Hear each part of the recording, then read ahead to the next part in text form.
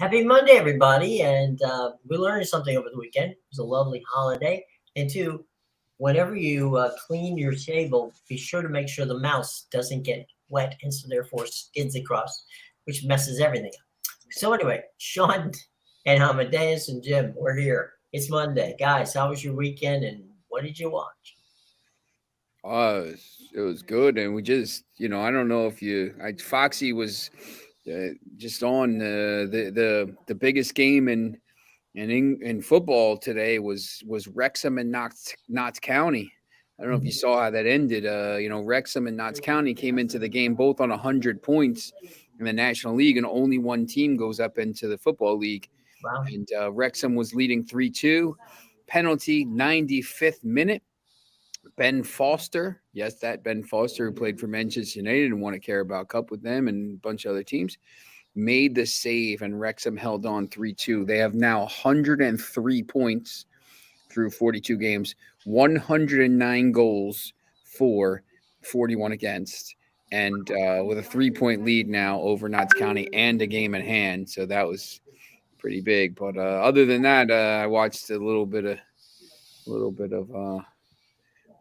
soccer. I watched. I also I was texting Amadeus. I watched the daylight robbery happen as well. Right, and nothing. Daylight robbery. There you go. Yes, you want to talk about that daylight robbery? Yeah, yeah, absolutely. So I feel like we got to talk about it. Good old Brighton. What a mess that match was. Oh my God, it was honestly it was an absolute embarrassment for the Premier League, and it was the match fixing was so obvious. It was like they didn't even try to hide it. I, the problem I don't, they come out today and say, "Oh, we made a mistake." Like I don't want to hear that, man. You Everybody can't, knew you were going to come out and say that. Like it you means nothing. can't do that 2 days after the fact. You need to fix it at the time. You got to fix it at the time. Yeah, and you know what? Everybody wants to focus on, obviously there was the missed penalty of Matoma's foot getting stamped on. Even the commentator felt the need to say, I guess stamping's allowed today. But there was also, the two goals were disallowed. But to me, that's not even the biggest part, because what makes those two disallowed goals look even worse is that 5 minutes into the game, Tottenham touched the ball in the box with their hand in the same sort of fashion that the two Brighton goals were disallowed for. So already in the first 5 minutes of the game, you've set the precedent that it's okay for those borderline calls, because we're Mhm. not going to give Tottenham just touch the ball. We're not going to give the penalty for that, but we're going to disallow two goals against Tottenham for the same reason. So absolute embarrassment by the Premier League. So basically, that's where the daylight robbery came in. Yeah, it was embarrassing. Oh, we were And talking. that's You guys were both on Brighton to be one of those teams that ends up as the Final Four, and so they're getting jobbed. Yeah, that's not happening anymore. no, it's over at this point. It's interesting because I loved Wolves this weekend against Chelsea at plus 320. Chelsea brought in another manager, Frank Lampard, and I was they just stink. You could bring any manager in the world, and I don't think anybody's doing anything with that squad. But you know, those type of games when you have you know Brighton losing, or that it should be a draw, or maybe Brighton even winning, that goes a long way. I mean, you have Foxy, if he's here, will tell you. I mean, you have the Newcastle fan base and the Manchester United fan base and the Brighton fan base all just saying the same thing. Like, come on, like, That was a you can't. 5-2 win for Brighton easily. Yeah, Foxy, I the Brentford, I just, Foxy was saying about, Newcastle 1-2-1. Um, I don't know how, especially like they got this the saved penalty, all these things. Oh man. I I I think that there has to be. It's going to be one of these things. I think that's going to be it has to be like the catalyst. Like something has to change. I mean, you can't. All the eyes of the world are on this league right now. I mean, it's clearly the best league in the world, and the Brighton. I mean, it's you can't have that. Like, and it was just call after call after call. Yeah, and like me who doesn't really have a team in the Premier League, so I'm Mhm. kind of like unbiased watcher. Right. I was on the over in that match, which cashed, and I was still furious hours after watching it about what went down in that match. And I had won my bet on it, but it was just, to me, it was the most ridiculous thing. The whole time I was saying, it's 5-1 Brighton right now. This is ridiculous. I mean, in the National Football League and other leagues here in the United States, when officials make mistakes, what happens usually, and the game is over. On Monday, the team will get a FedEx letter, and they'll open the letter up, and they'll say, we apologize for what happened. The league goes over it. We looked at it, and blah blah blah blah. They did that.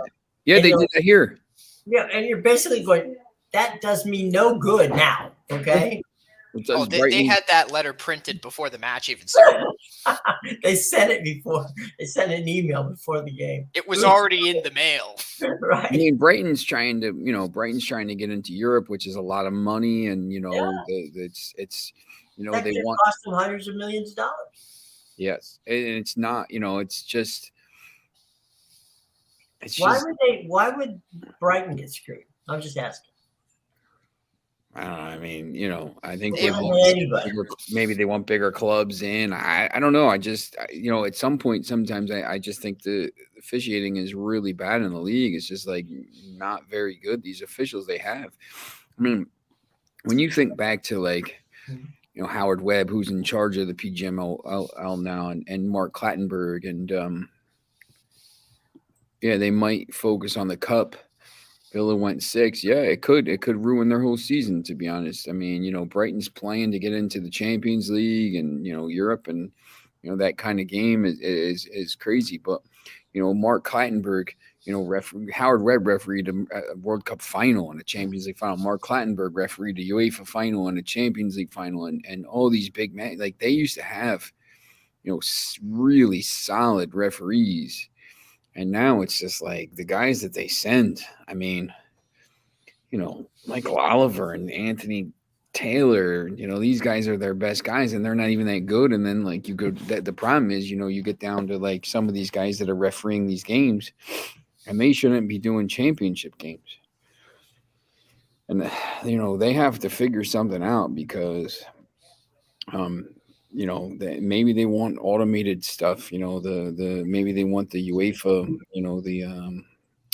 the semi-automatic VAR and offside and all that stuff. I don't know. I don't know what the solution is, but it can't be this bad. It's been terrible all year. Like it's honestly been terrible, and it's not just this weekend, but this weekend is kind of the it ended with one of the referees elbowing a player in the face or in the neck, in the Liverpool. That's going to be, that might take the attention away. I don't know if Andy Robinson put his hand on the referee first or did whatever first, that's probably something's going to come out of that. But, it's just not, I think, they want Tottenham and, Liverpool. They want Liverpool to keep winning, but they stink. Oh, they even tried to help him, and Salah missed the net completely. Second week in a row, right? And that's what I mean, right? Like you could try to fix the game as much as you want, but at some point the team has to, contribute as well. You can't just miss from the spot like that. So that was a really good game. There was, but other, look, I don't know, if you watched. Did you watch the Leeds Crystal Palace game? Yeah, that was ridiculous. I was on the under in that one, and I regret it because I had a feeling right when I was watching the game. I was like, before the game, I looked at it and I said, Crystal Palace is the better team. I've been down on Leeds all year, and Leeds looked great in the first half, my God, what a turnaround in the second. I'll tell you what, Palace, since they got rid of Vieira, I mean, Hodgson just he lets those, Ezzy and, Elise and, the flair players kind of play. And Ayu, I mean, the second half was crazy. They were like prime. Palace was like prime Manchester United, Barcelona. I mean, they were just moving counterattack and just so quick. I mean, Crystal Palace now plays 6 of the 8. Their 6 of their 8 matches are against relegation. Crystal Palace will not be anywhere near the relegation battle. I said that, yesterday on Twitter, and people were kind of. I'm going to share my screen here. People were going a little bit. People are agreeing. I think now, before it was all the way up to 12. Palace is safe. No way they go down. I think Wolves, that win over Chelsea, Wolves will find a way. They're too good. West Ham has games in hand, but they have a really tough schedule. When you look at Bournemouth's schedule, they play like – I'm going to show you this. Like Bournemouth's – they play – I made a joke. I was like, they play Spurs, then they play – relegation West Ham, relegation Southampton, relegation Leeds, relegation Chelsea, and everyone was like, relegation Chelsea. But they stink. Palace, Manchester United, Palace, Manchester United, Everton. So like they play Everton right now. If they get to we were trying to figure out like 39 points, like 39 points probably gets it done. Because, these teams aren't, all these teams aren't getting to 39. Well, 37 might do it. Well, against that schedule, Bournemouth, all they got to do is win 2 games and maybe get another point. So, I don't think it's necessarily super hard to do.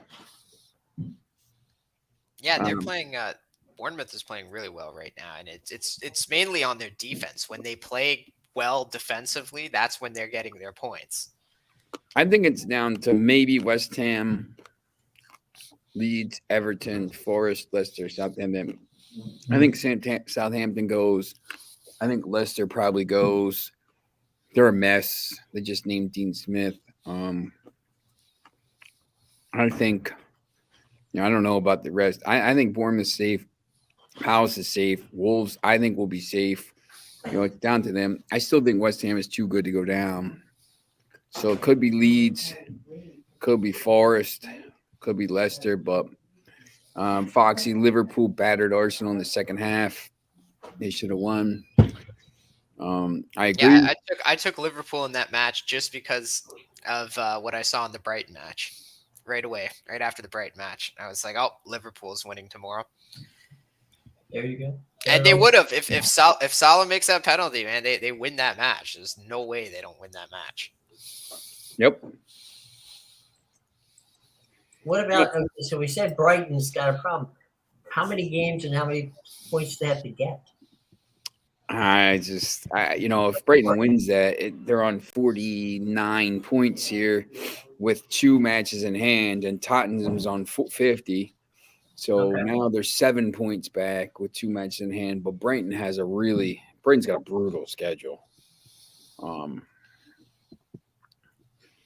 At Chelsea, at Forest, Wolves, United, Everton. It's not that bad. Yeah, I don't think they have a chance anymore. After what I saw on Saturday, I think it's very clear they don't want them in there. And maybe they want them 7th.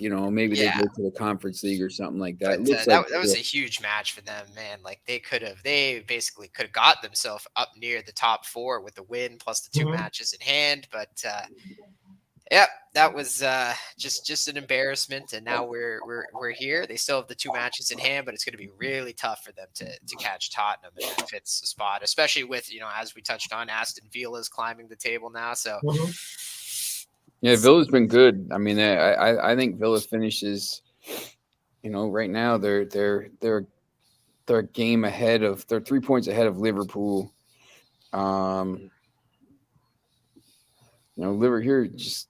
Look at Liverpool's schedule. And Aston Villa got another win. Yeah, no, they're very good. I had them in my knockout. Liverpool has at Leeds, Forest at home, they'll win that. West Ham away, that's a tough game, but it's after I think it's it's the week after Europe. Spurs at home, Fulham at home, Brentford at home. I mean, Liverpool plays 3 straight matches at home, and 4 out of 5. Leicester away. Liverpool probably here. You'll see. I mean, Liverpool probably will win a bunch of these, so they're not dead for Europe. I mean, they're not. How many home matches do they have left? I think 9 of 8. Like every match is at home. Oh well, yeah. Then they're That's a looking plus. really good with that Anfield home 1, advantage. 2, 3, Wink, 4, nudge, 5, nudge. 6, 7, 8, 9. They have 9 games left, and they're 1, 2, 3, 4, 5 at home against Forest, Spurs, Fulham, Brentford, and Aston Villa. Away, they're Southampton, Leicester, West Ham, and Leeds. So not the hardest schedule in the world. Probably just give them 18 points for all those home matches right there. Yeah, Or is look, it I mean, 15 if they get 15 points? 18 points here, 18 points gets them to It would be 60 15 actually. My bad. 62 points is going to be, it looks like if Newcastle and Manchester United get to 70, Spurs, to get to 70, Spurs need 17 points. Spurs need 17 points to get to 70 from 8 matches. Home to Bournemouth, away at Newcastle, home to United, away at Liverpool, home to Palace, away at Aston Villa. Here, let me present this.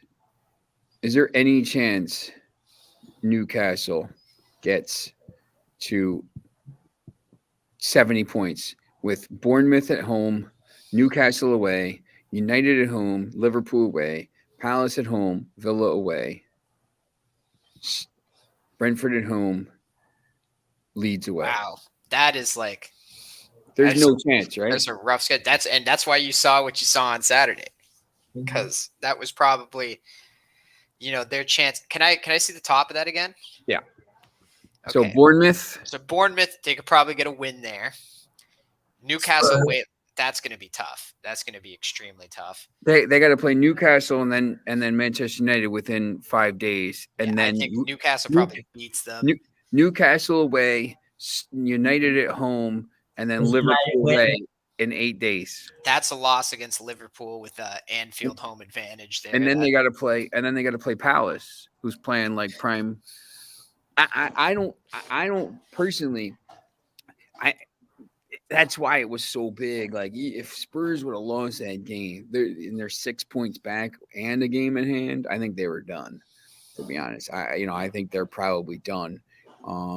Even with the thing, with this game in hand that Newcastle United and Manchester United have over Tottenham, if they both win the game at hand, they're 6 points clear, and Tottenham has that schedule. That's the thing. Tottenham's playing all these games at home, home away, home away, home away, and then Liverpool's like home, home, home, home, home. Like, so, but Liverpool is 9 points back of Tottenham, however, with the game at hand. So, it's interesting, if Tottenham gets 1 point from 3 matches against Newcastle, Manchester United, and Liverpool, they're in a lot of trouble. Manchester United has Nottingham Forest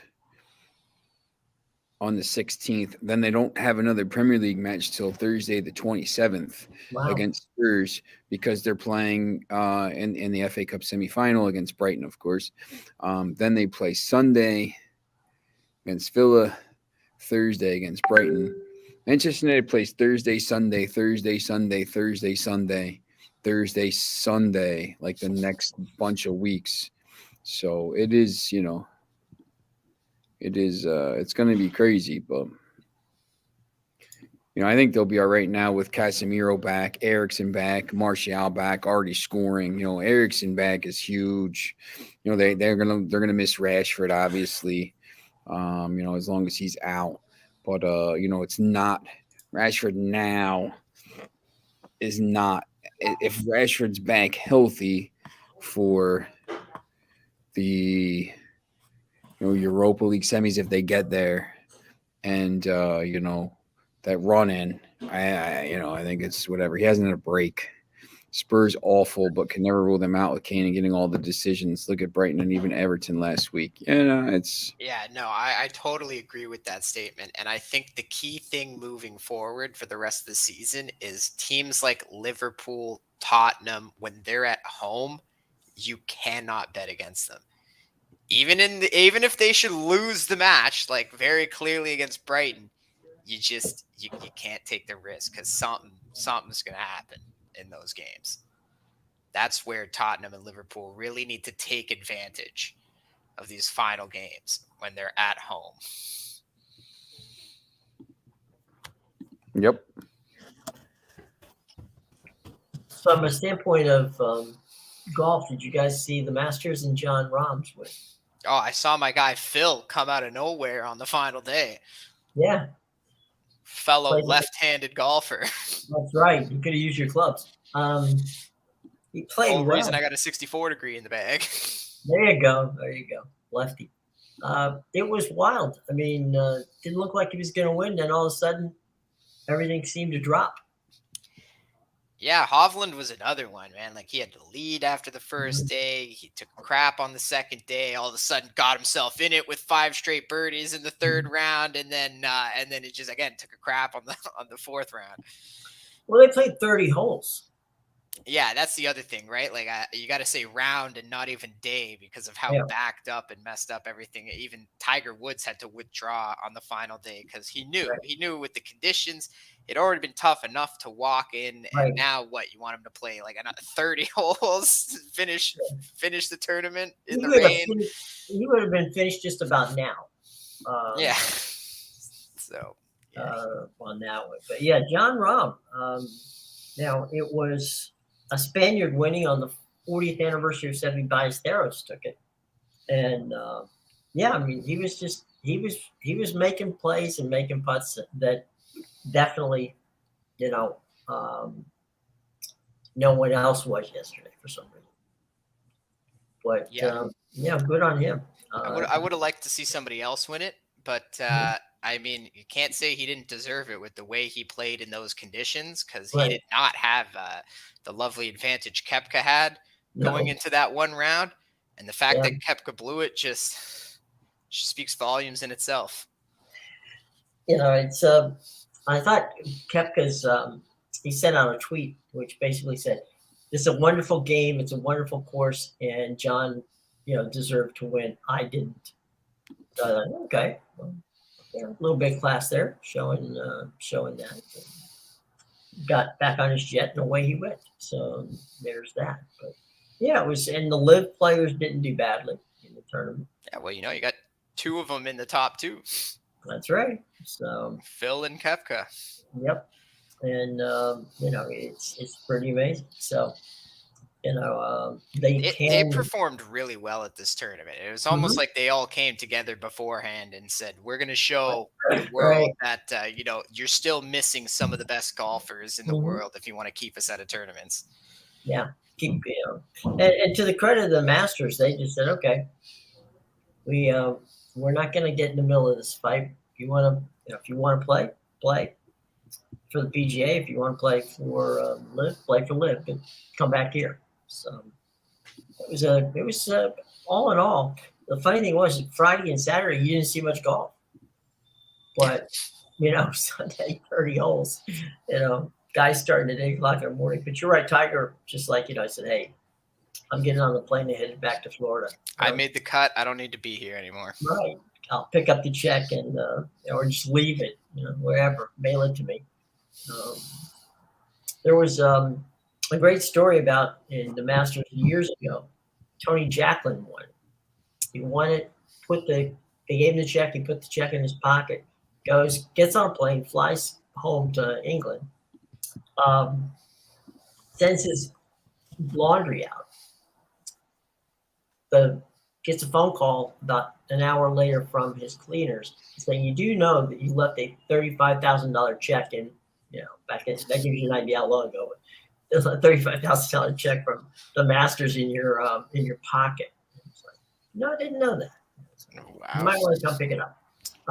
So there you go. Yeah, I don't know how you're not more careful. Check your pockets before you take your clothes to the laundry. You never know. You guys could have a winning ticket in there. You never know. And we've got our ace reporter. They're at a golf course today. So Sean's at a golf course in New Jersey. Sean? Yeah. Yep. Copper Hill in Ringo's. Is it par 70 or 72 or 7? What? I don't know. What's the par here, Jen? 71. So yeah, it's a tough. They rolled the greens apparently this morning. It's like some of the greens are like a skating rink. It's tough. So one of those nines only has a par 5 then. It only has the one par 5. It's crazy though. You sit out. I mean, it's high school. Today's high school girls, and they're like 14. They're 14 to 18-year-old, and then just sit there and you watch them, and you're just like, bro. 290 yards, 295, just absolutely crushing the ball. It's like so crazy. I'll tell you. The scores they shoot here in New Jersey. I mean, New Jersey golf is and it's very good. So, I mean, the scores they shoot here are like ridiculous. Foxy, Rory, what a letdown. Well, that's been a torturous course for Rory McIlroy for reasons I have no idea. Oh, especially since he's got to be looking at it like, I didn't make the cut. Tiger Woods made the cut. Right. Phil Mickelson finished second. What the hell am I doing? The bionic man, makes the cut. I don't. Well, the other thing too is, Rory's been very outspoken about the live guys. So, right there, he's got to take a little bit of humble pie on that deal. That's your team? It ain't what it looks like. Can you send me that? But, Yeah, that's Here's my number. it was definitely ridiculous.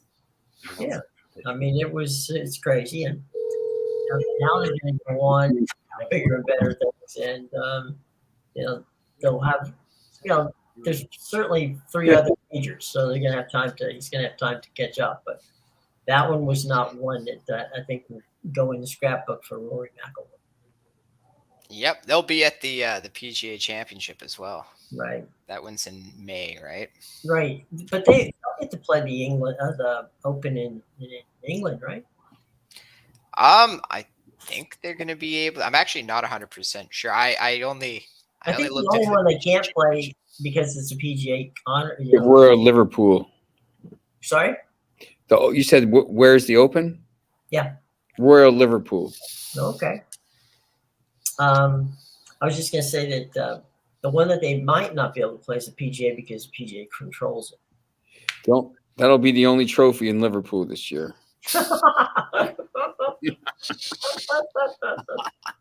Oh man! And it won't go to anybody from there. Yeah, I was going to say. Hey, real quick, just saw 6 teams are trying to trade with the Cardinals for that 3rd pick. Yeah, I told you. Everyone's calling the Cardinals because they know he's dumb enough to trade it away. What did they get? They want a quarterback because the first 2 picks are going to be quarterback, and Arizona doesn't need it. So, and they know quarterbacks are going to be like 4 to 5, supposedly. I guess that they want that freak, that kid from Florida, Richardson. I don't know how good he's going to be in that. I don't know how good he's going to be. I just keep hearing stuff from the NFL people. I hear, okay, he goes to the combine. I get the vertical jump, I get the long jump. I'm thinking, great, if be nice if he could hit a receiver. To jump the ball. Yeah, well, that's the thing. Hitting the receiver and going through progressions. that was something that he had all kinds of problems with. Yeah, When I he was think in that's an issue. I mean, they did. I mean, people had to watch some of the games. I mean, it's just, Yeah, you got to be able to hit a wide receiver. I mean, you can't. I know. Look, he runs fast and he does all this stuff, and he's a he's freak. got a great arm. Physically, he's a freak. Yep. But you can throw against air all day long and it looks good. But put a defender there and you have problems. Well, that's the thing with the combine, right? It's everybody always freaks out because you see all the athleticism of these kids, and and then they start freaking out over hand size and things like that. But it doesn't actually measure the football IQ of being in an in-game situation. No, I mean Kenny Pickett, his hand size. Seriously, that's your problem. He's gonna drop that football, Jim. He's gonna drop the football. Let the schedule appear for the basketball. Oh, for the tournament? Yeah, Tuesday night, Atlanta at Miami. Is that what we're calling the play-ins now? Yeah. That's what Tuesday night. Doesn't like that, but yeah, sure. We need Minnesota here to beat the Lakers on Tuesday night. The Tuesday night games are interesting, and then obviously the Wednesday night games. But this is interesting because Minnesota is hot, but Did you see what happened on Sunday? Yeah. With the games? Yeah, Minnesota sent Rudy Gobert home at halftime because he punched Kyle Anderson in the face. And then Anderson told him, after he was sent home, Anderson told him, wait in the parking lot and I'll come beat your ass after the game. Good old street ball. Doing everything possible to get the Lakers in the playoffs, man. Rudy Gobert just wants to go back to France. Just let him go at this point. They're trying to get the Lakers in. It's interesting, though, because when you look at the actual matchups that are set, Cleveland, New York is going to be pretty interesting as long as Randall's healthy. Golden State, Sacramento. The two series that are set in the West, the Clippers in Phoenix and Golden State, Sacramento. Golden State, Sacramento, every game might be 140, 138. I mean, it's going to be Golden State scored 153 points last night. Yeah, it's crazy. I mean, that series is good. I mean, it's great for the area. It's great for the NBA because you get a new look, a new team that's coming up, and a lot of points, and no travel in the series. Clippers and Phoenix, the same thing. Not really, very limited travel. They're real close to each other, so that's going to be pretty good. The team is going to have to play. Memphis is going to have to travel. The team that's going to play Denver is going to have to travel. The team that plays Milwaukee is going to have to travel. Brooklyn and Philadelphia, limited travel there. So, these teams, the matchups that are set are pretty interesting. Whoever plays Boston's going to have to travel because that's going to be Atlanta or Miami. I think that, you get a little bit of see if they have series lines yet. They might have them, I guess, for the Saturday, Sunday, because they already got those games scheduled, the 3-6 and the 4-5s. Mm-hmm. I'll have to look. The Lakers had a pretty decent stretch without LeBron down in the final. I think they had like 15-6 in their last month.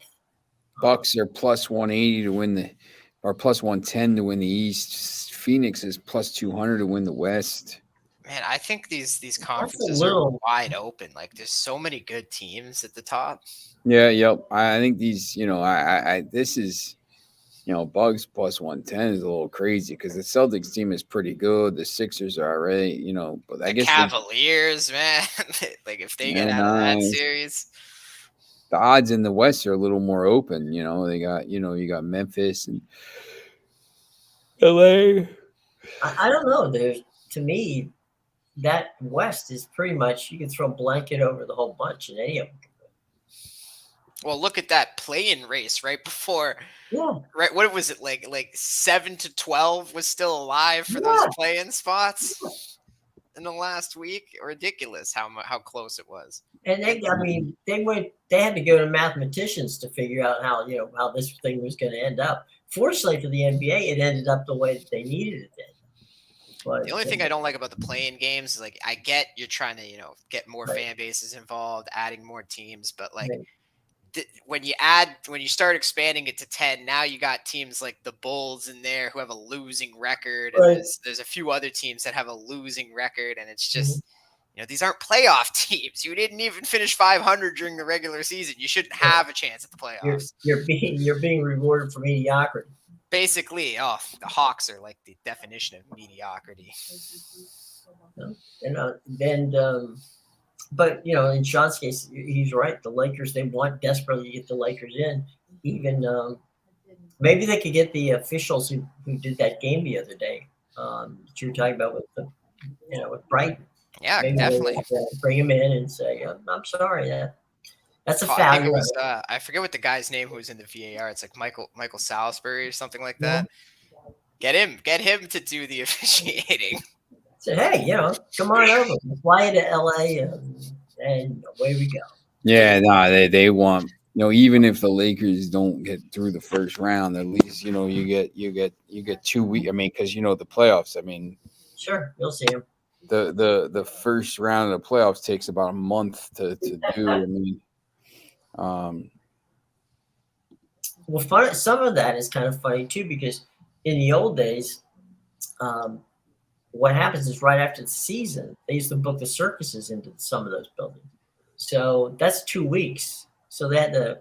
I remember a couple of times when teams had to, play a game, and then the circus we had to leave the arena and go someplace else, and there they are playing basketball. They don't even have the dates of the next game, like the second game scheduled yet. Like they don't even know when the second game is going to be yet. Like for these series, it's crazy. It all has to do with the arenas. Yeah, the arenas and the TV. I mean, that's the problem with the NBA is, I mean, you can't. People, I don't know. You lose interest. I do.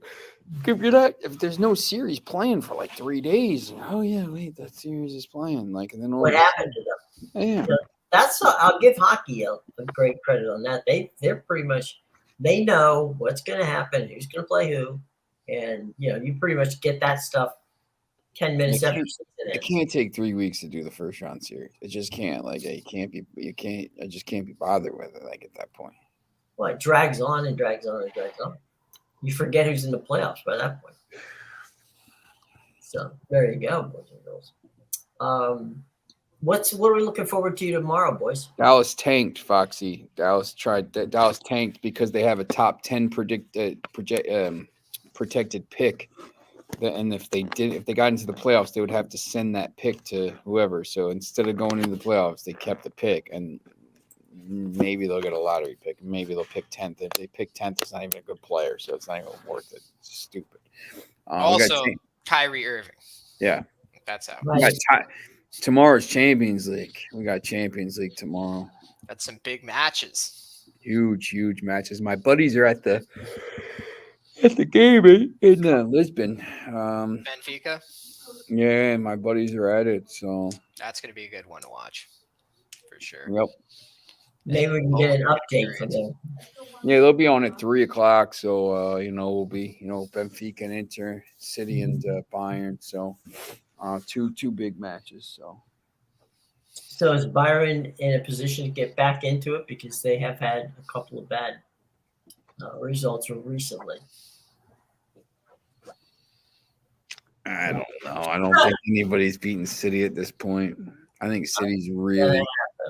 City is still 6 points behind there, and now they're the favorites to win the Premier League again. They went to -130 when Arsenal dropped those points. So City they're still 6 behind. They were 8 behind, and they were +140. They're 6 behind, and now they're -130. I think everyone's looking at the way City's playing and said nobody's beating this team, which might be true. Ain't gonna happen. All right, boys. Any last thoughts before we move on? Anything else you want to talk about? Nah, I'm gonna go cover some golf. There you go. Amadeus and I'll go watch replays of the golf yesterday. Yeah, Phil Mickelson. Yeah, All right. All right, guys. We will see you tomorrow at 2:00, and Sean, give us an update on the golf. So all right. All right, guys. Have a nice day, and we'll see you tomorrow. Let's try this again.